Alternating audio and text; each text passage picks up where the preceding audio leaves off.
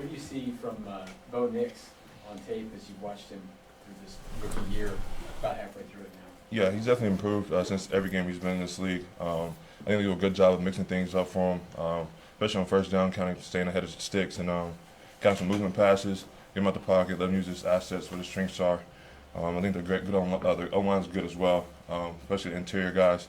And they do a great job of creating push and keeping them clean. And he escapes out the backside and uses his speed.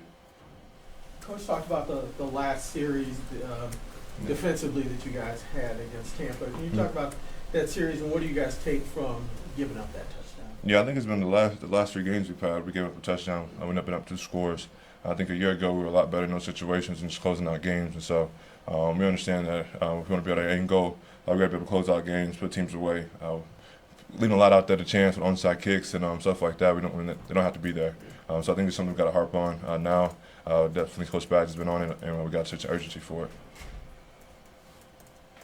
Anybody else? Nick, you guys have been really successful this year against the run on a week-by-week basis. What do you think goes into that? Yeah, I think it stops up front. I think Coach Baggs gives us a great opportunity to kind of mix up fronts, give them different looks. We don't really sit in the same fronts and let them get a key on what we got or what the run schemes are going to be. We kind of mix it up, run some pressures, put Chris different places, and kind of causes confusion a little bit too. But yeah, I think that kind of all that stuff goes into having good run defense, and then obviously guys turn off blocks, and my DBs are making tackles when we need them to. That helps. In this case, on 33 Williams, just what's unique about him?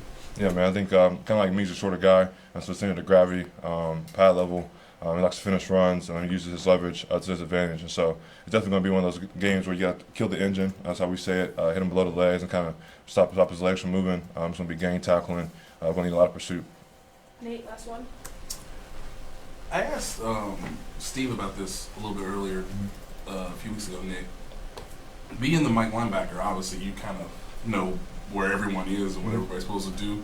How long did it take you to get, I guess, comfortable with the idea that, like, okay, I tell the play call, everybody gets lined up, and then Chris goes outside the inside or outside the inside, within a matter of, the offense sort of setting up its formation? Yeah, I think probably took me to about at least halfway through my second year. Really just feeling comfortable, him moving around and still making sure that we can get guys who are dropping to be in the right positions, or guys who have different stunts, or making sure guys basically get the rush right.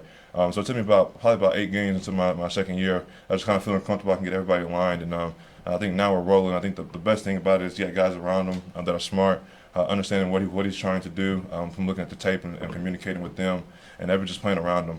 I think that kind of helps him get one-on-one rushes and generate some pressures. Is there a moment where you said, "Oh, he's doing that," and then in your mind you're like, "Oh, that actually might work"? Yeah.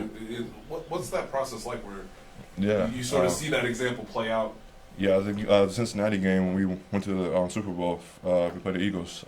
He lined up inside, last second, bumped Carlos down, went out to outside rush, and in the game, went to the Super Bowl.